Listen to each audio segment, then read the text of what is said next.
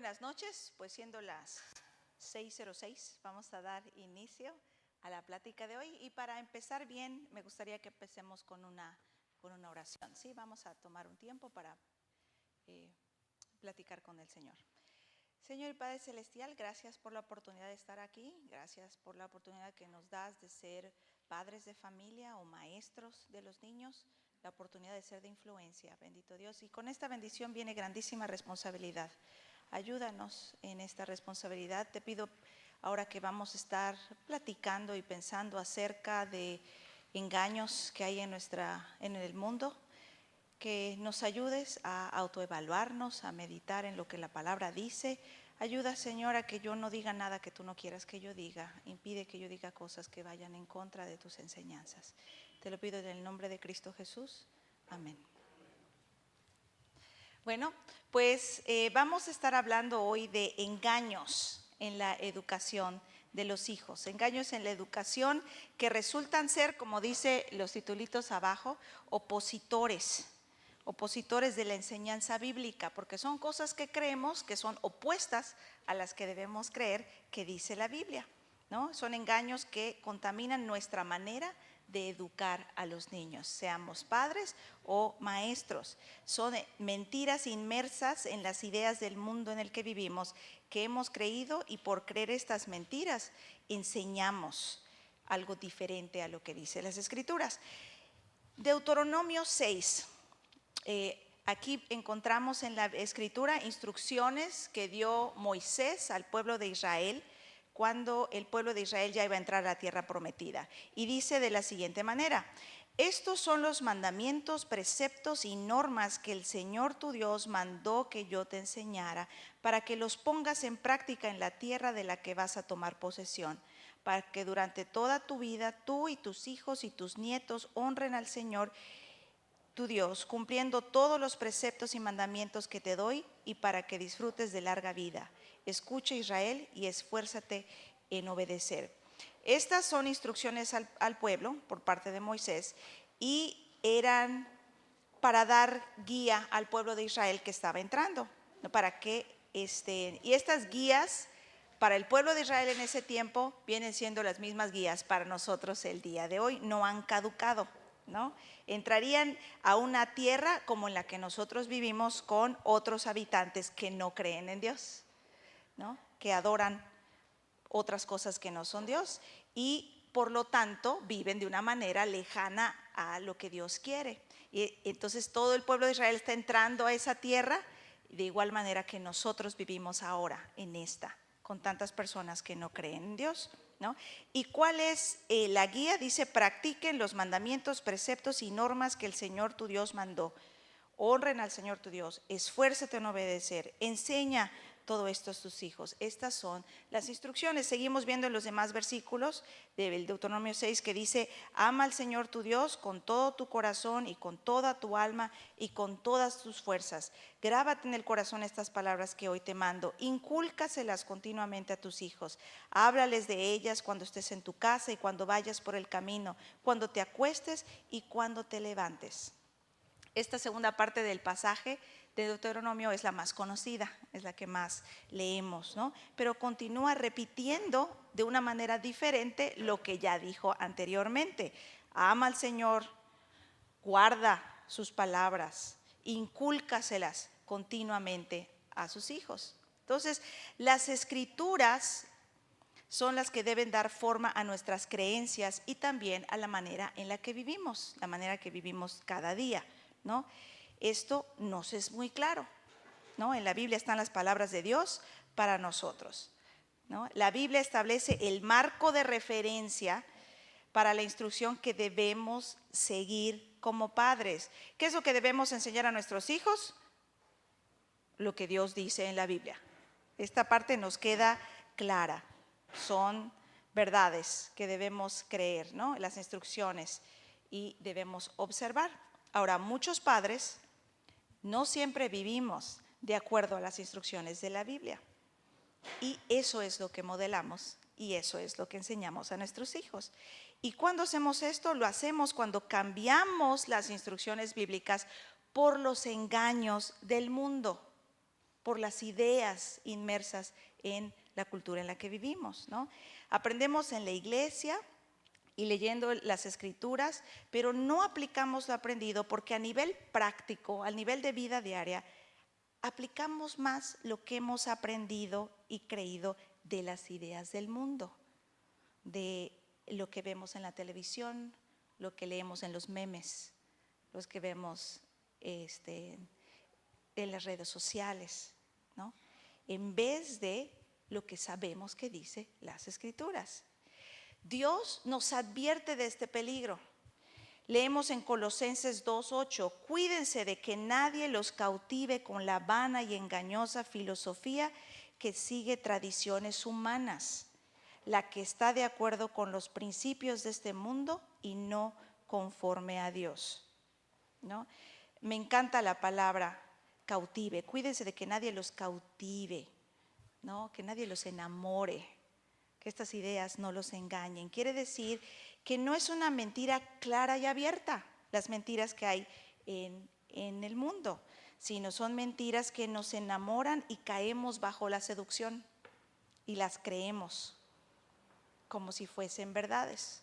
Muchas de estas son mentiras bonitas y apelan a nuestros deseos y por eso se perciben como verdades, no se escuchan malas, no se escuchan feas. Los engaños de la cultura son sutiles y los adoptamos en nuestra manera de pensar, en nuestras creencias y finalmente en nuestro estilo de vida.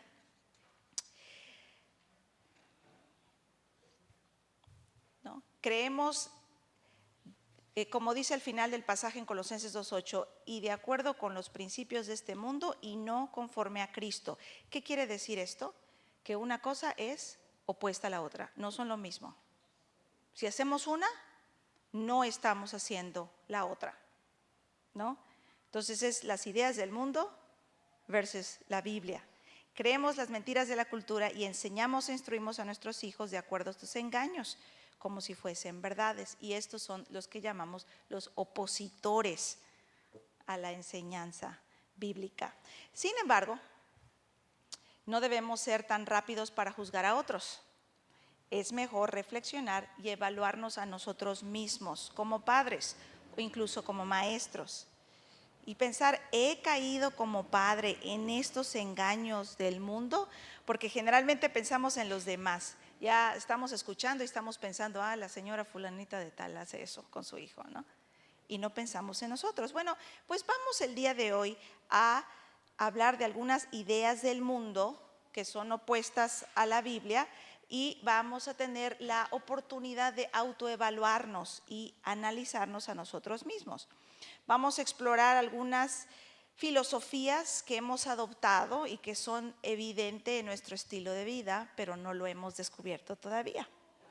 Hay muchas, pero hoy vamos a hablar solo de 4 de ellas. La primera es la práctica del dualismo. El dualismo cree que la palabra de Dios es suficiente en el área religiosa, pero insuficiente en otras áreas de la vida. Dualismo dice, Dios y la Biblia son reales, pero no es necesario someter mis opiniones personales, mis razonamientos y mis emociones a los parámetros que se encuentran en las Escrituras con relación a todas las áreas de la vida. Esto es lo que dice el dualismo, ¿no? Es la idea de que somos cristianos, pero solo hasta cierto punto.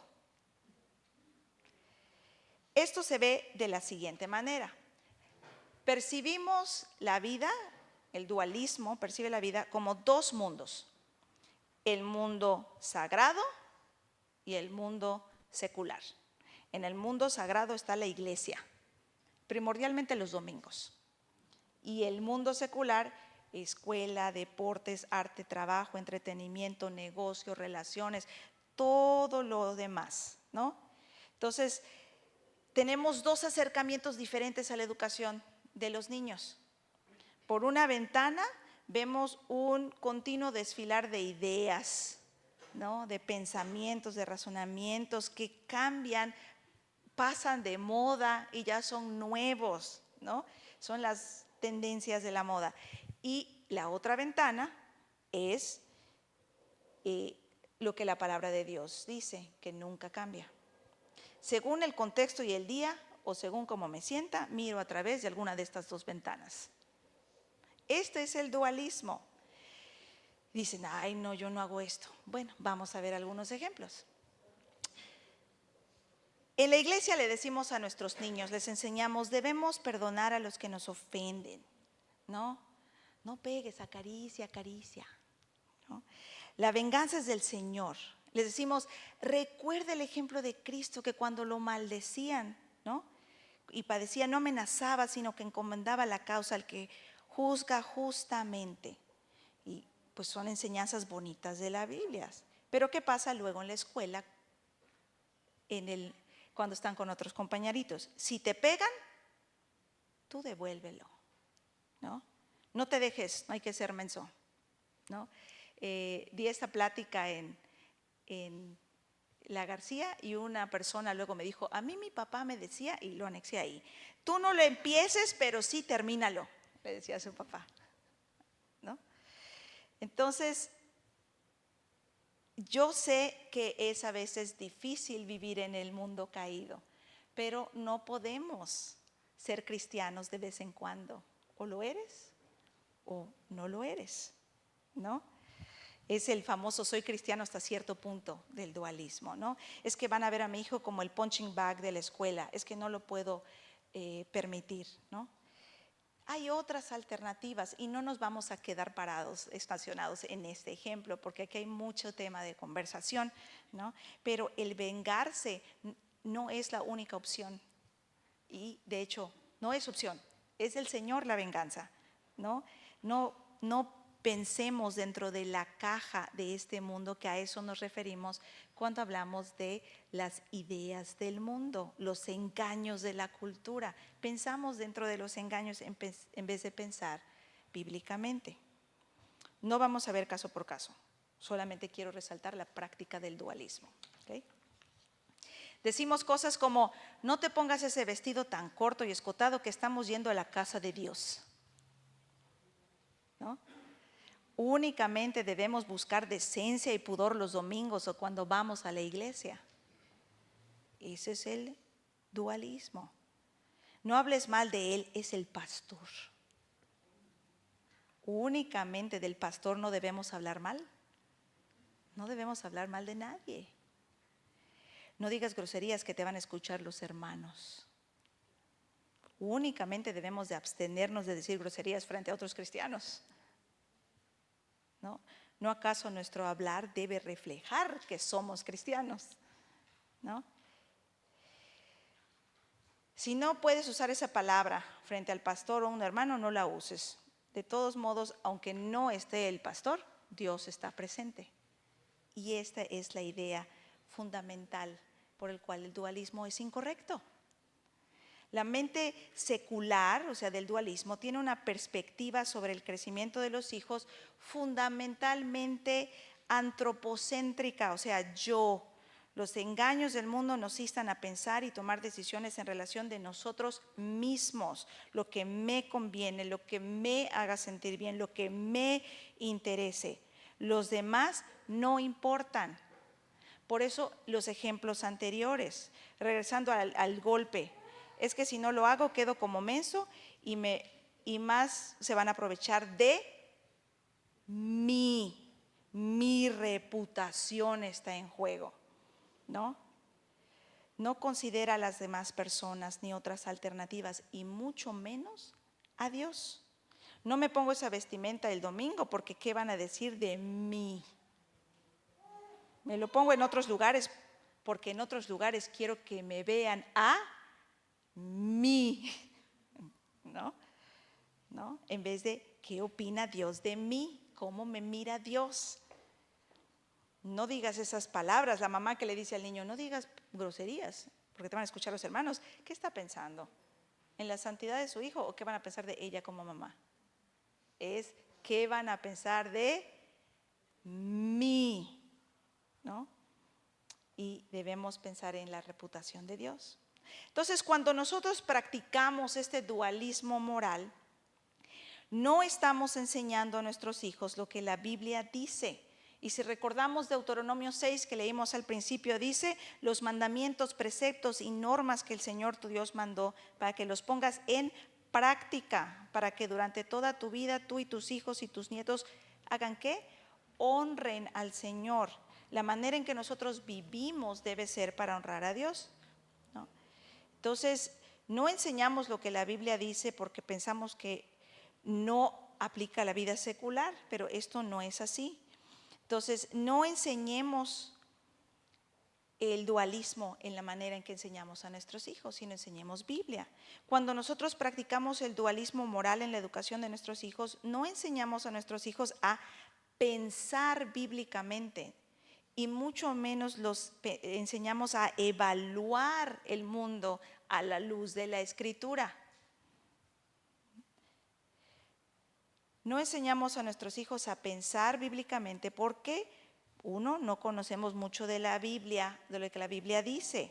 Solo se habla de eso en el contexto de la iglesia y de los cristianos, cuando practicamos el dualismo moral, ¿no? No desarrollan el hábito nuestros niños de cuestionar y evaluar las ideas del mundo. ¿Por qué son las que, cómo aplican al mundo real? No les enseñamos a aplicarlas. Estamos tan acostumbrados a vivir en el dualismo que a veces ni nosotros mismos como padres nos damos cuenta de cómo estamos viviendo un dualismo. Ahí les va una obvia. El niño, cuando hay hermanos y viene uno, o incluso las maestras con dos niños que vienen y uno viene y acusa al otro, ¿cuál es nuestra reacción inmediata? Viene, me pegó fulanito, ¿qué hago?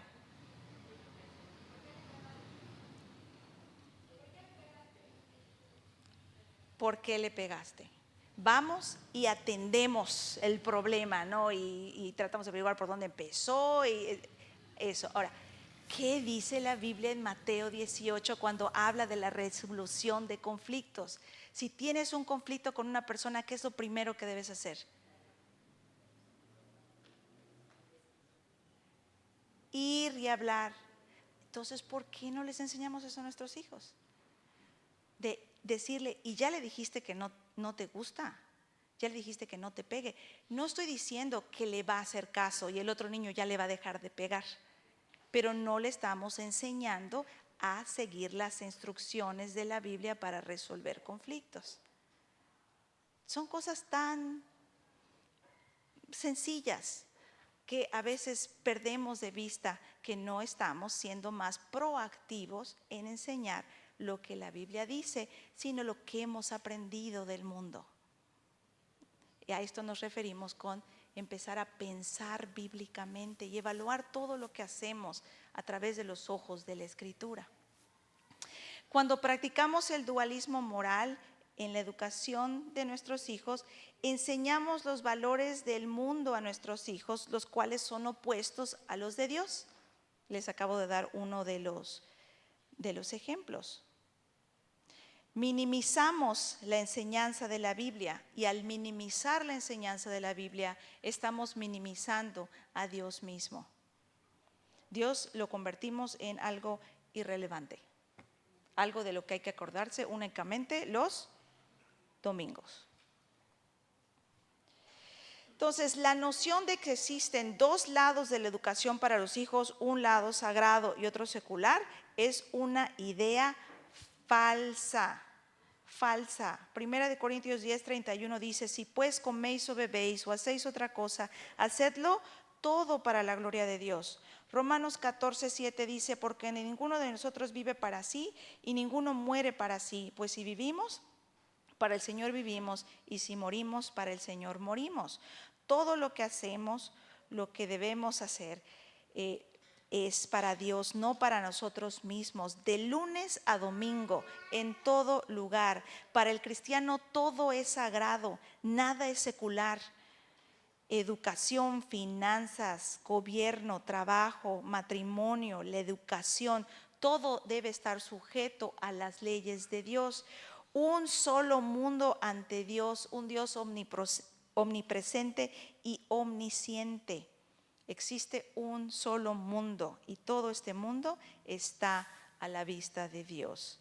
Así que vivimos siempre ante Él. Los principios de la Biblia aplican en la manera en que tratamos a los demás, en la manera que nos conducimos como empleados, en la manera que nos conducimos como estudiantes, en los negocios, en la manera en la que nos relacionamos con otras personas, en las decisiones que tomamos, en las palabras que utilizamos, absolutamente en todo.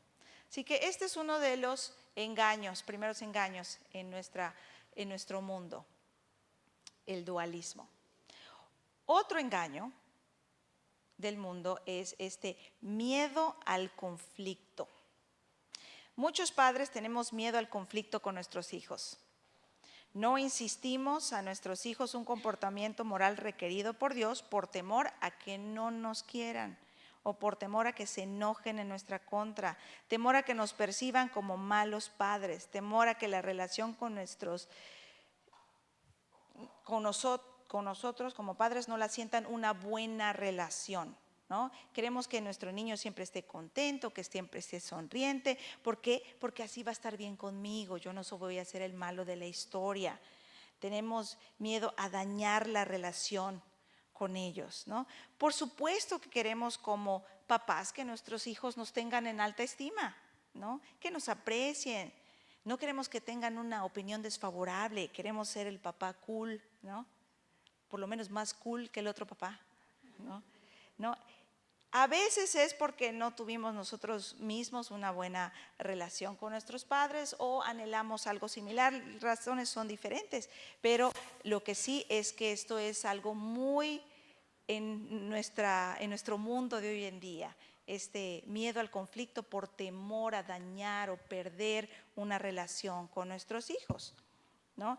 Este miedo al conflicto con tu hijo, por el temor de lo que opine de ti, es lo que la Biblia llama el temor al hombre.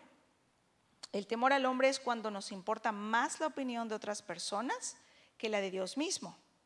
En este caso, como padre, te importa más la opinión que tenga tu hijo de ti que la opinión que tenga Dios de ti, ¿no? Queremos que nos vea como un buen papá y por eso le damos lo que nos pida. Aunque te pida algo caro, y a lo mejor hasta te endeudes, o aunque te pida algo que no es sabio que tenga a su edad, ¿no? Porque si le digo que no, me va a decir mamá mala, papá malo, ¿no? Y no nos gusta, ¿no? Decirle que no causaría un conflicto y esto se pone un poquito peor cuando son jóvenes, ¿no? Quieres que te vean, pues, bien. Entonces, muchas veces, pues como dije anteriormente, damos permisos que no son sabios y no contribuyen a una buena formación para nuestros hijos. La idea del mundo de una relación emocionalmente saludable es aquella en la que no hay conflictos, no hay pleitos. Por lo que como padres evitamos el conflicto aun cuando les permita a nuestros hijos hacer lo que no es correcto delante de Dios o no es sabio, ¿no? Dice las Escrituras en Hebreos 12:11, ninguna disciplina resulta agradable a la hora de recibirla, al contrario, es dolorosa, pero después produce la apacible cosecha de una vida recta para los que han sido entrenados por ella. ¿Qué quiere decir esto? Que toda disciplina causa conflicto, ¿no? Ser papá implica corrección, implica llamadas de atención. No permitirles hacer cosas que quisieran hacer es parte de ser papás, ¿no? Ser amigo de nuestros hijos y tener una buena relación no es un mal deseo, pero no es nuestro propósito como padres. No debe ser nuestro fin el llegar a ser amigo de mi hijo. Eso es algo que va a pasar de manera secundaria más grandes. Cuando los niños son chicos, lo que necesitan es un papá. Más adelante, entonces pueden ser, pues empezar a hacer actividades más de amigos, ¿no? Nuestra misión como padres es como leímos en Deuteronomio, es instruirlos en los caminos de Dios. La amistad es un efecto secundario a largo plazo. queremos ser amigos de nuestros hijos cuando tienen 4 o 5 años. Esto no es posible. Los niños necesitan papás que los guíen, no papás que sean sus cuates, ¿sí? Esto no implica que no va a haber una relación con el niño. A veces escuchan esto los papás y piensan que es así: nunca te rías con él y nunca juegues con él y nunca hagas nada. No estamos diciendo eso. Lo que estamos diciendo es que en momentos de instrucción instruyas, no las desaproveches y no permitas que este miedo infundado a dañar de por vida una relación con tu hijo te impida ser el padre que tu hijo necesita, ¿sí? Ok, así que todavía, este temor al hombre da lugar a una estrategia de educación de los hijos sin conflictos. ¿Cuál es este tipo de educación? La educación de los hijos sin conflictos es aquella que evita a toda costa el llanto, evita que el niño se enoje contigo, evita que el niño se prive de hacer algo que no le agrade o quiera para que no te eche a ti la culpa. Es cuando decimos, bueno, está bien, solo esta vez, después de que ya dijimos no un montón de veces. Y volvemos a decir, solo esta vez, esta sí es la última, ¿no? Lo que hace esta estrategia de educación es convertir a los padres en el genio de la lámpara maravillosa, no en papás. El papá está para cumplir los deseos del niño y así evitar llanto, malestar, quejas, reclamos, molestia, ¿no? Las manifestaciones de desagrado pueden ser desde un berrinche que es muy ruidoso a una manipulación sentimental que es calladita y sutil, ¿no? Pero hace que el papá se sienta mal y, ay, no, está bien, ¿no? Es en contra de los padres quien no cumplieron sus deseos. Otro ejemplo, esta es parecida a la anterior. Bueno, una vez más, después de haber dicho que era la última. O mejor no vamos allá porque al niño no le gusta, aunque todo el resto de la familia sí le guste. Pero como al niño no le gusta, no vamos a ir para allá. O papá, cámbiate de lugar, el niño se quiere sentar ahí, ¿no? Entonces cambiamos las instrucciones dadas originalmente para darle gusto al niño, para que no llore. Es mamá y papá haciendo la voluntad del niño, en vez de estar haciendo la voluntad de Dios, ¿no? El padre que teme al conflicto por miedo a perder el afecto de su hijo, con mucha facilidad se va a convertir en el esclavo de su hijo. Proverbios 29-25 dice, el temor del hombre pondrá lazo, mas el que confía en Jehová será exaltado. Cuando practicamos la educación de los hijos sin conflictos por temor al hombre, bajamos los estándares de la Biblia para que se adapten al niño, en lugar de que sea el niño instruido para alcanzar los parámetros bíblicos, ¿no? Ahí déjalo, no tiene nada de malo. Minimizamos los estándares de la Biblia de esta manera. Ay, no tiene nada de malo, está jugando, ¿no? Viene el niño y le da la patada a la mamá, está jugando. Y a veces vemos en la intención que no está jugando, ¿no? Entonces, tenemos que tener cuidado. Y si ya dijimos anteriormente no lo hagas y lo hace y decimos, ay, no importa, déjalo, no tiene nada de malo, sí tiene algo de malo, está desobedeciendo ya una instrucción previa, ¿no? Le permitimos todo por evitar confrontación o instrucción incómoda, y a veces son cosas tan sencillas como el cinturón de seguridad, que no quiere estar quieto y quiere ir acostado en la parte de atrás o quiere ir y ay, no, déjalo. Cosas sencillas, estoy dando ejemplos sencillos y hay ejemplos muy graves también, ¿no? Pero básicamente todos son iguales en el sentido de que no los estamos enseñando a someterse, que es parte de la vida cristiana, ¿no? Y muchas veces los papás lo que hacen es que se hacen de la vista gorda, hacen como que no lo vieron para no tener que entrar en ese conflicto, ¿no? Entonces, como el niño va a pensar que no lo vi, así que por eso no le dije nada, ¿no? Decimos cosas como, no tiene nada de malo, solo está mostrando que tiene carácter. Es que tiene carácter, ¿Es carácter o está haciendo un berrinche? ¿No? Decimos, no tiene nada de malo, tiene opinión propia, no es que sea, no queremos que sea hipócrita, queremos que sea honesto, tiene opinión propia. ¿Es opinión o es insensibilidad, falta de respeto o una grosería? ¿No? Por nuestra naturaleza pecaminosa queremos hacer nuestra voluntad, eso es parejo, niños y adultos, no la de Dios. Entonces, cuando no se hace nuestra voluntad, obvio que no nos va a gustar y lo va a mostrar el niño. El llanto es un medio de comunicación para decir, no me gusta, ¿no? Y eso es algo que pues las maestras a veces se angustian con los niños chiquitos cuando lloran porque se les dice que no. Te está diciendo que no le gusta, es un medio de comunicación, ¿no? Eso y los berriches, por ejemplo, esos son.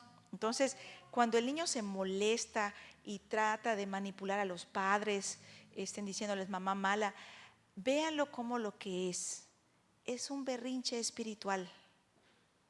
Y no podemos nosotros caer en complacerlos por miedo al conflicto. Cuando practicamos la educación de los niños sin conflictos por temor al hombre, enseñamos a nuestros hijos a vivir de manera totalmente egocéntricas para sí mismos, no a vivir para Dios. Los acostumbramos a pensar en sí mismos, no a considerar a los demás y mucho menos a Dios. También minimizamos la enseñanza de la Biblia y minimizamos a Dios mismo. Es lo mismo que hacemos cuando practicamos, por ejemplo, el dualismo moral. No los enseñamos a desarrollar dominio propio, no los enseñamos a desarrollar contentamiento, no los enseñamos a practicar generosidad, que todas estas cosas tienen que ver con agradar a Dios. Los animamos más hacia el egoísmo, a la avaricia, a la codicia, lejos de la consideración de Dios. Para los padres con temor al hombre es más fácil el relajarse, redefinir o abandonar por completo las normas divinas de conducta virtuosa que el exigir la sumisión de su hijo. Cuando los padres temen perder el afecto de sus hijos o temen una situación de tensión con ellos, encuentran práctico y fácil el abandonar toda instrucción bíblica. ¿Sí? Entonces, tengamos cuidado con esto. La Biblia dice, no corregir al hijo es no quererlo, amarlo es disciplinarlo. La vara y la corrección dan sabiduría, mas el muchacho consentido avergonzará a su madre. Corrige a tu hijo y te dará descanso y dará alegría a tu alma. Estas porciones bíblicas dicen algo totalmente diferente a lo que dice el mundo. El disciplinar a tu hijo le va a mostrar que lo amas, es lo que le va a mostrar, no el permitirle todo lo que quiera. El permitirle lo que quiera a la larga es peor, porque no podrás evitar el conflicto que ciertamente va a surgir, ¿no? El instruirlo ahora lo hará sabio, según lo que dice en estas porciones de la Biblia, y traerá verdadera alegría y tranquilidad. Otro de los engaños de la cultura es la búsqueda de la felicidad. En síntoma se parece bastante al anterior, aunque el temor o el deseo es un poquito diferente. Muchos padres tememos coartar la felicidad de nuestros hijos. Pensamos que el insistirles un comportamiento moral agradable a Dios es hacerlos infelices, ¿no? La definición del mundo de lo que es felicidad es la siguiente: estado de ánimo de la persona que se siente plenamente satisfecha por gozar de lo que desea o por disfrutar de algo bueno, ¿no? Satisfecha, gozar lo que desea, ¿no? Lo opuesto a sufrir. Entonces, no queremos que nuestro hijo sufra. No queremos que sufra privaciones, no queremos que se prive de lo que quiere hacer o se prive de lo que quiera tener. Los engaños del mundo dicen que una persona feliz es aquella que vive sin dificultades, sin preocupaciones, sin abstinencias, o sea, puede hacer todo lo que quiere. Es una persona que tiene éxito en lo que hace y obtiene todo lo que desea, ¿no? El desear que nuestros hijos vivan vidas tranquilas no es un mal deseo, pero no es el fin, no es el propósito de nuestra vida, ¿no? Entonces, las estrategias de los padres en búsqueda de la felicidad para sus hijos son muy parecidas a los que tienen miedo al conflicto. Es evitarles el llanto, evitarles el sufrimiento, ¿no? Y buscar, procurar darles lo que desean, procurarles el éxito, oportunidades. La idea de que como padres podemos procurar esta realidad en la vida de nuestros hijos, pues es totalmente equivocada, ¿no? No podemos. El fin, el propósito de nuestros hijos debe ser glorificar a Dios y gozar de Él para siempre. Esto es, a veces decimos cosas como padres, decimos así: no puedes echar a perder un hijo por amarlo demasiado. ¿Qué quiere decir amarlo demasiado? En este contexto lo que quiere decir es dejar que haga todo lo que quiere y darle todo lo que te pida. En este contexto, ¿no? Interpretamos amar como el no poner restricciones. Porque si llora, entonces está sufriendo. Entonces ya es infeliz. Y yo quiero que mi hijo sea feliz. Y esto es lo que enseña el mundo. Dale a tu hijo libertad sin límites para que no trunque su creatividad. Si eres estricto, lo vas a traumar, ¿no? Y la verdad, hasta en cuestiones educativas, esto es una mentira, porque la creatividad se desarrolla cuando hay menos, no cuando hay más. Así que no es cierto. ¿Para qué matarle la ilusión? Mejor no le digo que Santa no existe. ¿Se ilusionan más por Santa que por el nacimiento del Hijo de Dios? ¿No? ¿Ves la decisión? ¿Ven en esos ejemplos la decisión basada en la felicidad de nuestros hijos? Pensando que la felicidad es que no lloren, que tengan todo lo que quieran y se les dé todo lo que pidan. Cómelo, hijo, total lo voy a pagar en la caja a la salida. En vez de enseñarles a nuestros hijos dominio propio, hasta que no lo pagues en la caja, no es tuyo. ¿Qué tiene de malo que se disfrace? Es solo para que disfrute la fiesta. Él quiere disfrazarse. Y decimos a veces, total, ni sabe el origen de la fiesta, ¿no? No vamos a hablar ahorita de si debe un niño ir o no ir a las fiestas de Halloween. No es el punto. El punto acá es qué es lo que nos motiva como papás para la decisión. Es que quiere hacerlo, lo va a disfrutar. Ven cómo el énfasis es la felicidad del niño y no la santidad del niño, ¿no?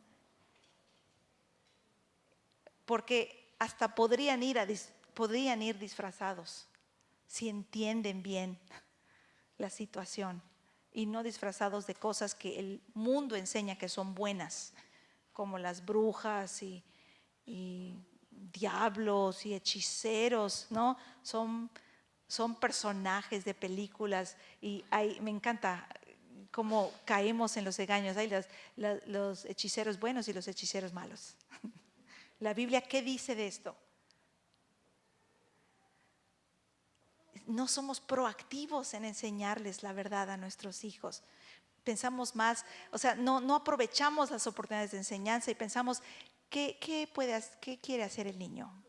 Vamos a dejar que lo haga para que se ríe y se disfrute y sea feliz, ¿no? Cómprale un regalo para que no se sienta mal cuando vea que su hermano reciba todos los regalos el día de su cumpleaños. En vez de enseñarle, como dice la Biblia, gózate con el que se goza. Gózate de las bendiciones de otros. Debes sentirte feliz por la bendición de otros. Esto tiene que ver siempre con alejarlo del egocentrismo y llevarlo a pensar en los demás, ¿no? Cuando practicamos la educación de los hijos buscando su felicidad como un fin en sí mismo, aceptamos mal comportamiento para que el niño no se sienta mal. Pobrecito, déjalo, es solo un lápiz, no me lo tiene que devolver. Y esto pasa mucho cuando un niño va a visitar a la casa de otro niño y siempre se quiere llevar algo. Y puse el ejemplo del lápiz porque es un lápiz. Y es más, ni es de colores, es uno mirado número 2 amarillo, ¿no? Pero si se le ha dado la instrucción de que devuelva el lápiz, ¿qué debe hacer? Devolver el lápiz. Aceptamos la desobediencia con tal de que no llore, ¿no? Caemos en rogarle a nuestros hijos que obedezcan, caemos en convencerlos de que obedezcan. Dale, los queremos convencer. Cuando practicamos la educación de los hijos buscando su felicidad como un fin en sí mismo, minimizamos los estándares de la Biblia a meras sugerencias para seguir de vez en cuando sea conveniente, ¿no? Enseñamos a nuestros hijos de esta manera a querer ser el primero en lugar de ceder, que es lo que nos pide las Escrituras. Los enseñamos a que tome el pedazo más grande de pastel en vez de considerar a los demás. Que me den la posición que quiero, que yo tenga el rol principal. Yo quiero figurar. Es lo que enseñamos. Les enseñamos a tener la mejor mochila, usar la marca más reconocida, tener el juguete más grande, mejor, más, siempre en comparación a los demás.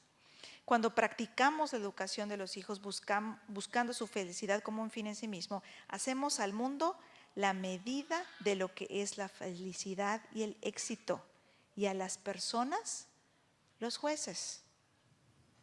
No, estamos dispuestos a gastar y hasta endeudarnos con tal de darles lo que los hará felices, porque tal amigo ya tiene tal cosa y él lo quiere tener, y me endeudo para que lo tenga también, ¿no? Y los estándares del mundo van cambiando todo el tiempo, y los demás personas como jueces siempre son insaciables, y los estamos llevando más y más a eso.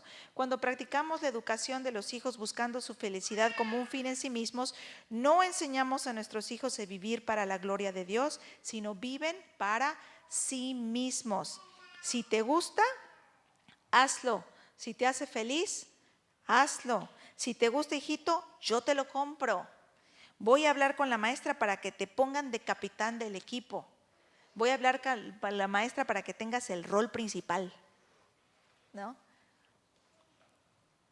Cuando practicamos la educación de los hijos buscando su felicidad como un fin en sí mismo, enseñamos a nuestros hijos a utilizar a las personas, ¿no? Utilizan a las personas como medidas para comparación a su favor o como medios para lograr sus fines. Qué feo está su trabajo, el tuyo está mejor. Esa maestra, ¿cómo pudo decirte eso a ti, hijito lindo, precioso, que te portas mejor que fulanita de tal? No la metas a tu equipo porque vas a perder. Ahí le estamos enseñando que lo principal es ganar. Y según las Escrituras, lo principal no es ganar, son los demás. Es ama al Señor tu Dios y a tu prójimo, ¿no? Entonces, tengamos cuidado. Cuando practicamos la educación de los hijos buscando su felicidad como un fin en sí mismo, estimulamos a nuestros hijos a vivir por obras, a adquirir y acumular para sí mismo.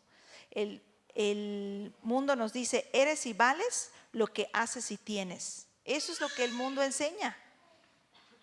Pero no es cierto, ¿no? Minimizamos la enseñanza de la Biblia y minimizamos a Dios mismo. Si se dan cuenta, estoy repite esto, porque básicamente esto es lo que hacemos continuamente cuando nos dejamos engañar, cuando creemos las mentiras del mundo, ¿no? Debemos ser diligentes, ciertamente, debemos enseñarle a nuestros hijos a ser diligentes, en ser los mejores en lo que sea que hagan, pero no para su propia gloria, sino para la gloria de Dios.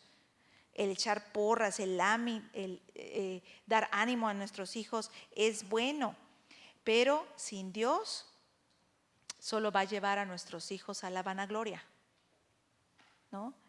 Entonces, tengamos cuidado. ¿Cómo define la Biblia la felicidad? ¿Cómo definimos los cristianos el éxito? Salmo 73, 25 dice: ¿a quién tengo yo en los cielos sino a ti? Y fuera de ti nada deseo en la tierra. Y eso es lo que tenemos que enseñar a nuestros hijos. O sea, hablamos, por ejemplo, de José como un hombre exitoso. ¿Y qué tal le fue a José? Ciertamente tuvo éxito, pero muy al final de su vida. Al principio le fue requete mal al pobrecito, ¿no? Lo venden sus propios hermanos como esclavo, está injustamente en la cárcel, y aunque tuvo éxito al final, éxito en el sentido de que tuvo un buen puesto, pues murió lejos de su tierra. Pidió que por favor al final, cuando se regresaran, se llevaran sus huesos, ¿no? Pero fue un hombre exitoso delante de Dios cuando estaba encarcelado, cuando era esclavo, ¿era exitoso? Sí, era exitoso, porque los cristianos no juzgamos el éxito por los resultados que el mundo ve como éxito. Dios juzga el éxito por nuestra obediencia, por qué tan obedientes somos, ¿no? Y debemos obtener todo lo que deseamos. No. ¿Deben nuestros hijos obtener todo lo que desean? No. Pablo, que para mí es así un personaje wow en la Biblia, que de verdad vivió con pasión por Cristo y testificó a tantas personas.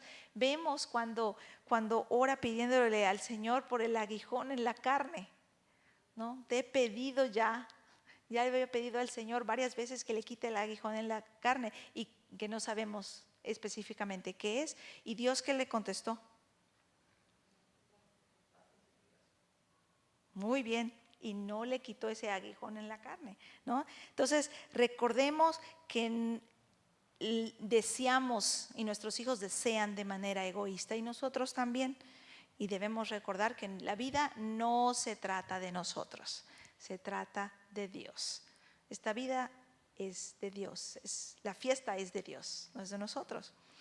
Otra de los engaños del mundo es la perspectiva equivocada de la naturaleza del niño. El mundo lo que enseña es que los niños son buenos por naturaleza, y este engaño es una de las bases, ¿no?, para muchas otras mentiras que se alejan de la verdad de Dios escritas en las Escrituras. Y tal vez piensas que al decir esto, dices, ay, como que eso está muy obvia, ¿no? Sabemos que la Biblia dice que somos pecadores, pero por alguna razón vivimos como si esta verdad no aplicara a los niños, solo aplicara a los adultos. Y se nos olvida que cuando Dios dice que somos pecadores todos, desde nacimiento. En pecado me concibió mi madre, ¿no?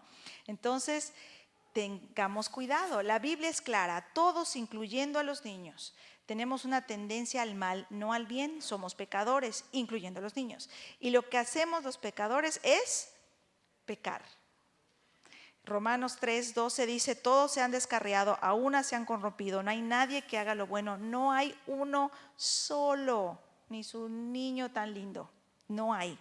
La Biblia deja claro que nacemos ya contaminados por el pecado y no buscamos a Dios y su voluntad de manera natural.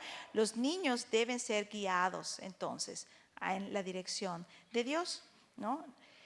Los niños no tienen en ellos mismos los recursos para moverse hacia la santidad. Por eso los padres, los maestros, somos llamados a hacer esto, ¿no? Son propensos a convertirse más, bueno, no hay más pecadores, pero sí a dar mayor rienda suelta a su pecado si no se les moldea. Entonces tengamos cuidado. Cuando practicamos la educación de los hijos creyendo que son moralmente buenos, caemos en algunas cosas, como por ejemplo, no somos intencionales en instruir. Basados en esta suposición, pues dejemos que las cosas sucedan, ¿no? Cuando venga un problema, entonces hago algo. Pero ahí vamos. No es tan malo, es bastante tranquilo, ¿no? Y fallamos en ser proactivos, en instruir a nuestros niños. Esto es importante. Otra cosa que hacemos es minimizamos un comportamiento necio.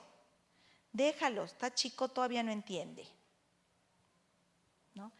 Hay muchas cosas que los niños por su edad no entienden, pero no estamos hablando aquí de razonamientos complejos ya de un adulto. Tienen una idea básica de cuando algo es incorrecto y cuando no. Entonces, y sí entienden cosas básicas como obedecer y desobedecer. Entonces sí entienden. Una cosa que hacemos, por ejemplo, es nos reímos de sus travesuras, aunque sean groserías o faltas de respeto. Ay, qué lindo, qué chistoso, ¿no?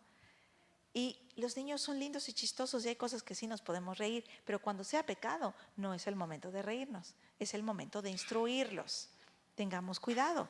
Cuando practicamos la educación de los niños creyendo que son moralmente buenos, les restamos responsabilidad al niño y dirigimos la responsabilidad hacia circunstancias u otras personas. Decimos cosas como, es que si la maestra se lo hubiese pedido amablemente, entonces, ¿la culpa de quién fue? De la maestra. Convertimos a nuestros niños en víctimas cuando en realidad no lo son. El niño es solo una víctima de su entorno o de las personas a su alrededor, ¿no? Y no. El hacer a un hijo responsable, pues obviamente lo va a hacer sentir mal. Y si es culpable, debe sentirse mal. A esto se le llama culpa. Y es necesario que se sienta culpable para que se arrepienta y pida perdón, para que vea su necesidad del Evangelio, para que pueda ver su necesidad de Cristo. Si un niño que se porta mal lo culpan a la educación, de la escuela, la maestra, el frío, el calor y todo lo demás, entonces el niño nunca va a ver su necesidad de cambio. Si el niño no se percibe como pecador, no va a ver nunca su necesidad de Cristo. Y esto es muy importante. Decimos cosas como, es que tiene sueño, es que tiene hambre, es que no durmió bien, es que el otro niño pegó primero, es que está muy chico todavía, es que aún no se acostumbra, es que le faltó amor, es que, y podríamos hacer ahí una lista de un montón de es que, ¿no? Y la culpa no se puede enfocar en el niño por la implicación de que las malas acciones no son en realidad culpa del niño o su responsabilidad, porque es bueno. Esto es totalmente falso. Cuando practicamos la educación de los niños creyendo que son moralmente buenos, anulamos la necesidad del Evangelio para su diario vivir. Si el niño no se ve como culpable, no verá su necesidad de cambio ni de Cristo. Mis queridos hermanos, hemos sido engañados por tantas cosas que hay en el mundo. Muchos padres tenemos la mente ya cautiva por la sabiduría del mundo. Pensadores expertos han propagado sus ideas basadas en la razón y se han infiltrado en la cultura diaria. Es lo que leemos en los libros de educación para los niños. La mayoría de estos pensadores en quienes se basa esta sabiduría humana elimina por completo a Dios de sus teorías. Los razonamientos del mundo quitan a Dios y por supuesto quitan a la Biblia de sus conclusiones. Para la mayoría de estos pensadores expertos, Dios no es necesario, ni sus enseñanzas, ¿no? Y sus enseñanzas ni siquiera son ciertas ni dignas de consideración. Cuando uno parte de una perspectiva bíblica, la opinión personal tiene muy poco que ver con la verdad, ¿no? La razón humana, en estas ideas del mundo, sustituye a Dios y reduce la verdad a un asunto de opinión. Muchos expertos actuales toman esta sabiduría del mundo y escriben recetas para los padres de la sociedad de hoy que estamos creciendo a nuestros hijos. Muchas veces son ideas tan cortitas como un meme. Muchas veces sí son artículos en una revista o una entrevista en el programa matutino de la televisión. Y se toman como la ley porque son los expertos, ¿no? Entonces, para muchos los engaños de la cultura del mundo se han convertido en sustitutos de la verdad de Dios y, por lo tanto, opositores de la instrucción bíblica. En general, hablamos hoy de 4 engaños, pero hay más. Pero ¿qué tienen todos estos en común? Bueno, los engaños del mundo dicen, ámate más, piensa en ti primero, lo que te conviene, lo que deseas. Pero ¿qué dice Dios en la Biblia? Piensa en los demás primero, ama a otros en la medida que ya te amas. ¿Y cuánto nos amamos? Mucho. Los engaños del mundo dice, vive para ti. Dios en la Biblia dice, vive para Dios. Los engaños del mundo dicen, tienes derechos, los mereces. ¿Qué dice Dios en la Biblia? Tienes responsabilidades ante Dios y los demás. Los engaños del mundo dicen, el problema está fuera de ti, cambia tus circunstancias, aléjate de las personas o situaciones que te complican la existencia. ¿Qué dice Dios? El problema no está fuera de ti, está dentro de ti. Cámbiate a ti, pide a Dios ayuda para el cambio, porque solo no puedes. Juan 17:15 dice, no te pido que los quites del mundo, sino que los protejas del maligno. Estamos en este mundo y no se trata de que vayamos a vivirnos dentro de una burbuja, porque la primera razón es el pecado, no lo llevamos con nosotros, porque está dentro de nosotros, ¿no? Sino se trata de que vivamos en este mundo, pero estemos apartados de esos engaños y vivimos de acuerdo a las verdades de la Biblia. Entonces, reflexionando de manera personal cada uno de nosotros, ¿en cuáles de estos engaños has caído? Tal vez no de manera consciente, pero sí en la práctica. ¿Cuáles creencias, pensamientos culturales debes cambiar por creencias o pensamientos bíblicos? ¿Qué vas a hacer diferente en tu práctica ahora como mamá o papá? Yo no quiero que estas preguntas se queden aquí nada más. Así que les voy a dar 5 minutitos nada más para que lo piensen y las compartan. No me lo van a decir a mí, no voy a pasar el micrófono, ¿ok? Sino que así como estén sentados, se junten con los de su fila y platiquen de las respuestas de estas preguntas. Les voy a dar únicamente 5 minutitos. Si veo que están hablando mucho, les doy un poquito más. Si veo que están mudos, pues 5 minutos van a ser, para que platiquen entre ustedes qué han descubierto después de esta plática acerca de su práctica como padres o de su práctica como maestros. ¿En cuáles de estos engaños del mundo han caído? ¿Y cuáles deben cambiar?